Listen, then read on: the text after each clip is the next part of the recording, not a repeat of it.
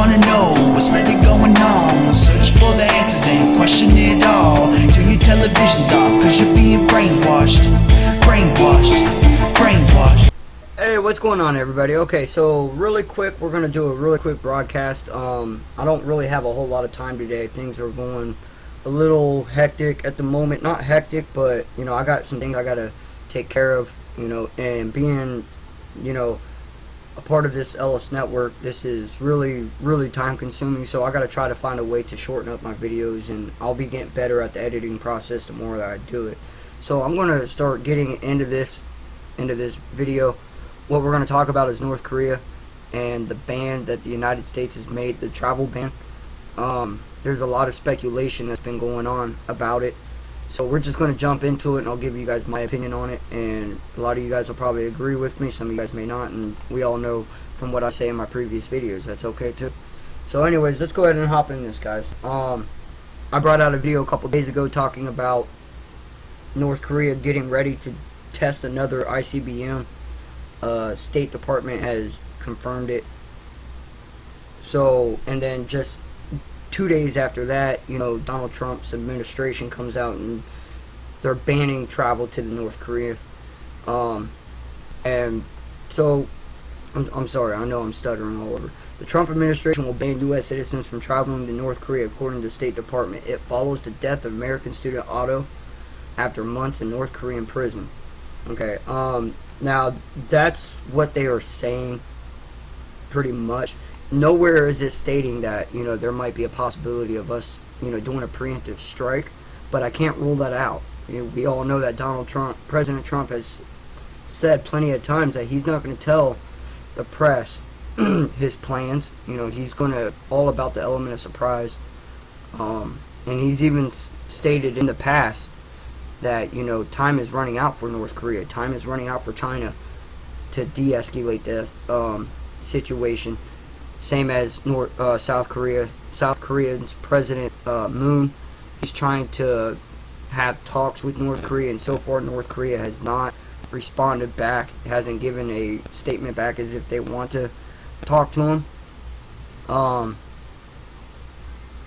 So I really don't think, I mean, I think talks are off the table at the point, but they're saying that the reason why they're going to ban all travel, and I'm not saying it's a bad thing, you know, for what happened to Otto.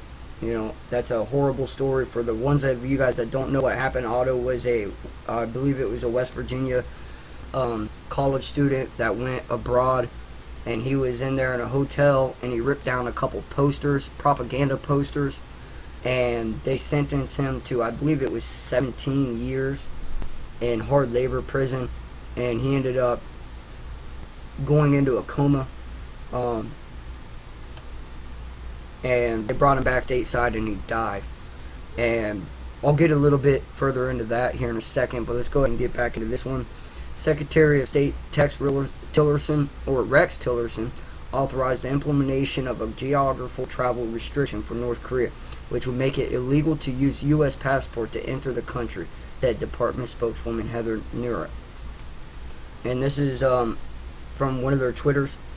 Due to safety and security concerns. And like I said, this all goes back to Otto. Alright, they're mainly making it sound like that they're more concerned about American safety over there. And honestly, I would be too.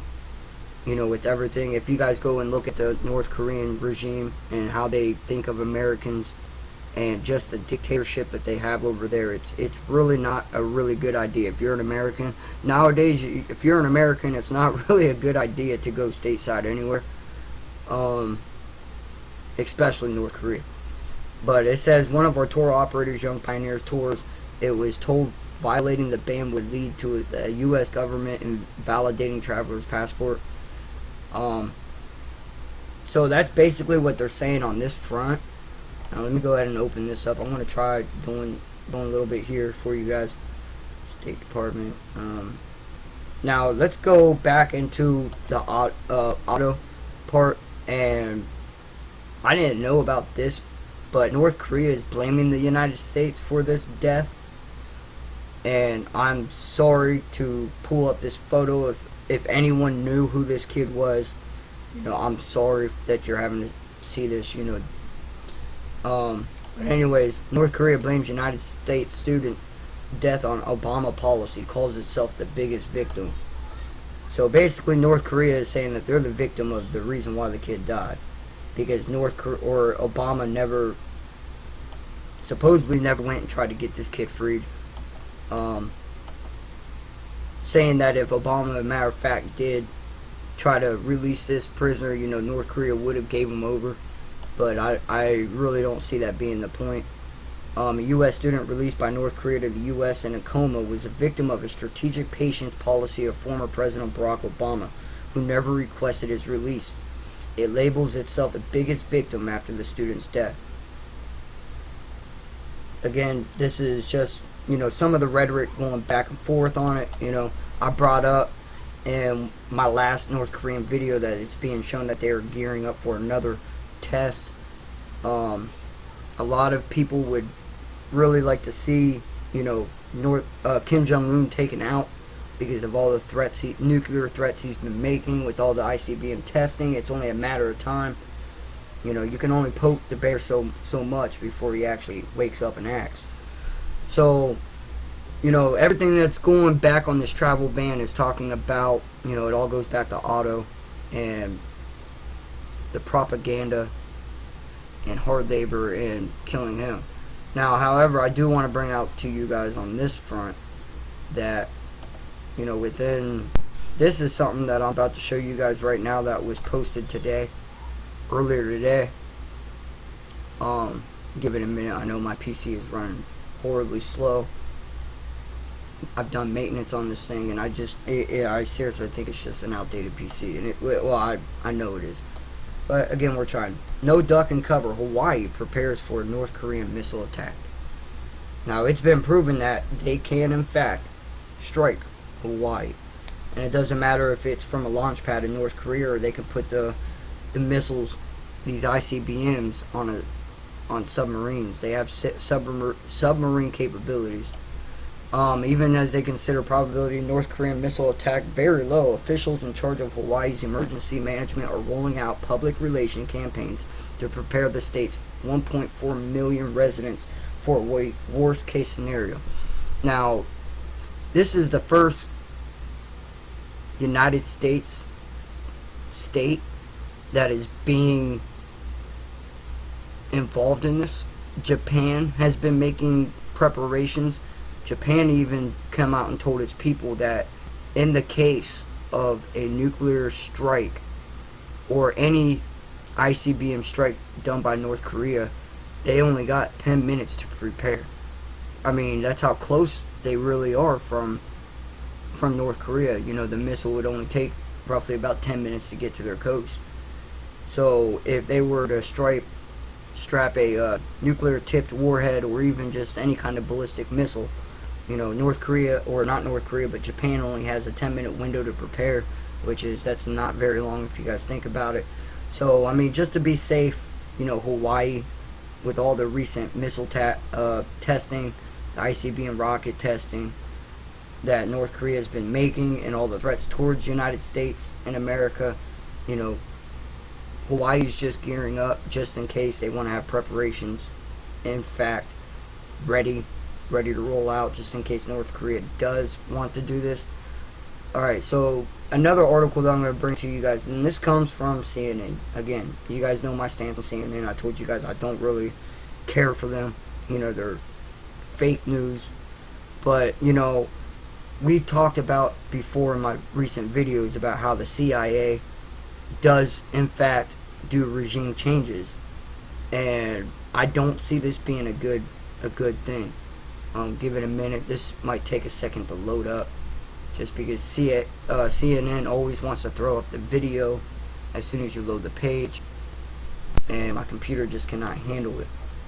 So here's the video right here. This is the CIA CIA chief signals desire for regime change in North Korea. Now, I really don't see this being a good idea, only for the simple fact that there's going to be two options that's going to happen here. They do a regime change, and they're going to put someone else in power, that they choose, that the United States, the CIA chooses, that would work to further the CIA agenda, just like it's been proven time and time again that they have done. Look at the Ukraine, Steve Pachinko. If you guys don't know anything about that, look into that.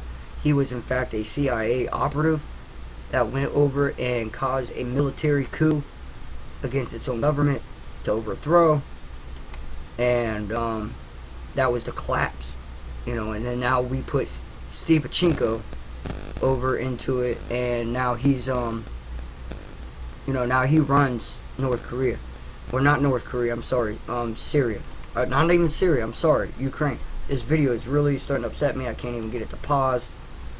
I'll post the links in the description for you guys to read this, but I don't really see this happening, or I don't see it happening to a good cause. Come on, stop. Alright, so anyways, what's really going on here is if they do a regime change, they have two options. They can either give the regime change to someone that they would put in power, or they would give North Korea back to the North Koreans. However, you guys got to remember that North Koreans are born into the ideology of Americans being the devil. So if you was to take Kim Jong-un and his dictatorship out and give it back to the North Koreans, I really see this being a revolving problem. I mean, you may take it out of the question now, but imagine what would 50 or 60 years be like. You're just going to put in another regime that's going to think the same thing. So I really don't think a regime change is really going to do anything. Again, I don't know what would help this cause. I mean, do I think that North Korea should be dealt with? Absolutely. Do I think Kim Jong-un should be dealt with? Absolutely. But it's one of those critical thought process that you have to do, is to like what you're going to do and how you're going to do it. If we go over there and invade to take out their country, I've said it before, Kim Jong-un said he would drop nuclear warheads on his own country and kill his own people to get invaders out. So you would have deaths by the millions. If we even try to do a strike, he might be crazy enough to actually launch ICBMs, all over the place, Japan, Australia, any of our allies over in that area, he would launch a strike too. So I mean, it's one of those things, is he or isn't he going to do it? This is something just for you guys to consider. Again, this is, the military, the ban, the American ban going overseas is just a safety concern that they're saying, but, with CIA being withdrawn, being revoked from Syria, and then now this, it really makes you wonder what's really going on. So, just a heads up, guys, something to think about. Drop a comment in the comments section, let me know what you guys think, and I'll keep you guys updated as I see it coming.